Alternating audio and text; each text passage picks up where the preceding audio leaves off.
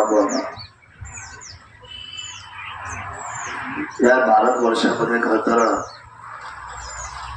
ज्या भाईचाराने आपण खरे म्हणत आहोत, जगातलं सगळं उत्तम उदाहरण आपल्या सर्वांचं आहे. इथे ईद आणि दिवाळी एकाच व्यवस्थेमध्ये आणि एकाच असलेल्या धर्मव्यवस्थेच्या निमित्ताने एकमेकांच्या आनंदामध्ये आपण सहभागी होतो. मी गेल्या 20 वर्ष या तालुक्यामध्ये काम करतो. राजुरी असेल, बेंडा असेल, निमगाव सावा असेल, नारायणगाव असेल, आळे असेल, आळेपाटा असेल, ओतूर, चिंचोली, तारुंडे आणि विशेष करून जुन्नर शहर, या मोठ्या शहरामध्ये आपले मोठ्या पद्धतीमध्ये आहे. हिंदू मुस्लिम एकतेचं स्वरूप मी पाहतो. 2014च्या अगोदरच्या व्यवस्थेमध्ये थोडस जुन्नर शहरामध्ये वातावरण हे तणावाचं होतं पूर्वी. तो जसं मी आमदार झालो 2014 मध्ये, सेक्युलरची पाठी मी कधी छात्रे लावून फिरलो नाही, परंतु तिथून पुढे मात्र कधी फसाद झाले नाही. हिंदू मुस्लिम मध्ये समज गैरसमज झाले नाही.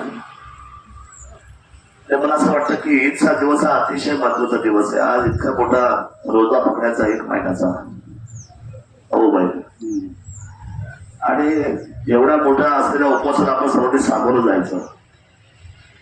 मला विशेष आहे की लहान 1-1 वर्षाची मुलं सुद्धा आणि आता एवढ्या मोठ्या उपवासाला सामोरं जातात. आणि त्या वयाच्या 90, 95, 100 वर्षाची माणसं देखील आपल्या समाजामध्ये.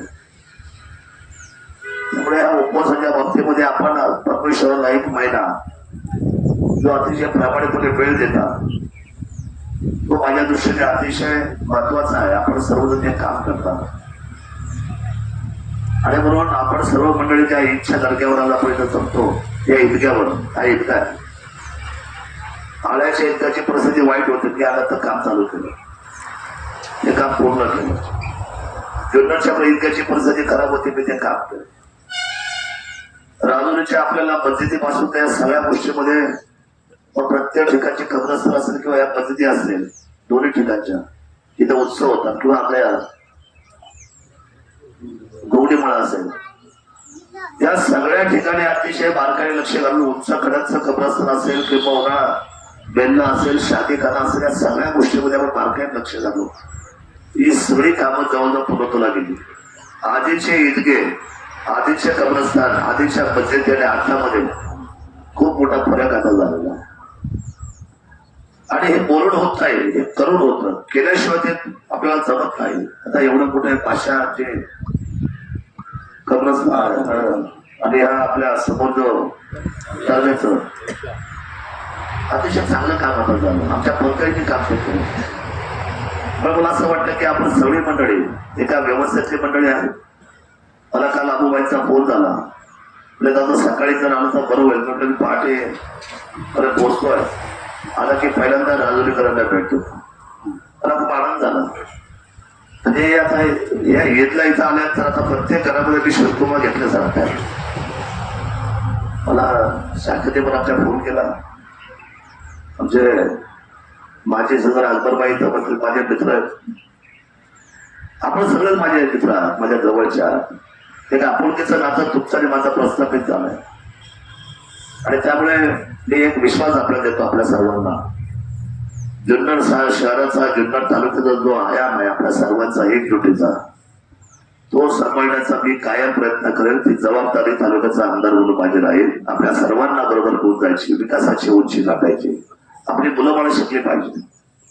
आणि माझी विनंती आपल्या समाज बांधवांना, मुलांबरोबर तुम्ही मुलींना सुद्धा लवकर लग्न करायच्या भानगडीत पडू नका. मुलींना शिकवा, त्यांना इंजिनियर करा, त्यांना डॉक्टर करा, त्यांना ITI मध्ये जाऊ द्या, त्यांना स्वतःच्या पायावर उभं राहू द्या. असेल बाई मुलींना आता तुम्हाला तर मुलींना तुम्हाला नातवंड पतवंड झाले. आता या सर्वांना आपला समाज बांधव हा शिकून फार पुढे येईल. आणि खूप हुशार मंडळी आहेत आपली सगळी. आता जे मुलं सुद्धा पाहतो तर या सर्व मुलांना शिक्षण देणं फार गरजेचं आहे. हे आपल्या सर्वांना या ईदच्या निमित्ताने जुन्नर तालुक्यातल्या तमाम हिंदू मुस्लिम बंधू भगिनींना खरं तर ईद असतो आणि ती परंपरा आहे अखंड कित्येक वर्षाची. त्यामुळे ईदच्या मी आपल्या सर्वांना मनापासूनच्या शुभेच्छा व्यक्त करतो. आणि आजारपणाच्या बाबतीमध्ये सध्या आजारपणाला खूप पैसा लागतो. जो गरीब असेल त्याची परिस्थिती नाही ऑपरेशन करायची, त्यांनी मात्र आमदार शरद सोनवणेला कुठल्याही परिस्थितीमध्ये संपर्क केला पाहिजे. प्रत्येक गरीब माणसाचं ऑपरेशन मोफत करून द्यायची जबाबदारी आमदार शरद सोनवणे त्या गोष्टीची काळजी आणि इच्छा दिवशी घ्या. उगाच पैसा डाग दागिने आपला जमीन जोडणं विकू नका, एवढी विनंती मी आपल्या सर्वांना करतो. मी आपल्याला पुण्यासारख्या ठिकाणी घेऊन जाईल, तिथं तुमचे ऑपरेशन मोफत करेल, पण गरिबाने व्हायचं नाही. याच मी खऱ्या अर्थाने इच्छा शुभेच्छा देतो. आपल्या सर्वांना उत्तम आयु आरोग्य लाभावं. खरं तर सेहत अच्छी है तो सब सिर सलामत तो पगडी 50. आणि हे आता बघा ना, एवढी दाढी वाटली पांढरी, असं आयुष्य तरुणांना मिळालं पाहिजे. असं घ्यायचं 90, 95, 100 वर्षाचं आपल्या बापदादांनी आयुष्य जगलेलं आहे. ते आयुष्य आपल्या सर्व तरुणांना मिळायला पाहिजे, एवढीच अपेक्षा करतो. पुन्हा एकदा आपल्या सर्वांना मजहब नहीं सिखाता आपस में बैर रखना, हिंदी है हम वतन है.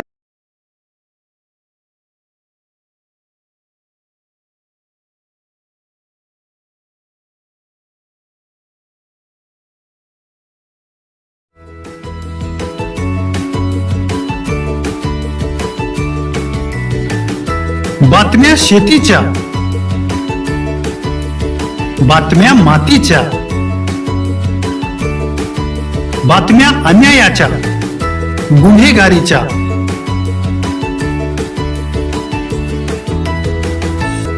राजकारणाच्या आणि समाजकारणाच्या, शोषणाविरुद्ध बुलंद आवाज, जनसामान्यांच्या हुंकाराची गाज, सत्कार्याला प्रोत्साहन, दुष्कृत्याला अनुशासन, निर्भीड, निस्पृह, सडेतोड, बेधडक आणि रोखटोक म्हणजेच विघ्नहर टाइम्स. शोध बातमीचा, ध्यास सत्याचा. आपलं चॅनल, आपली बातमी. सबस्क्राईब तर कराच, पण बेल आयकॉनवर क्लिक करायलाही विसरू नका.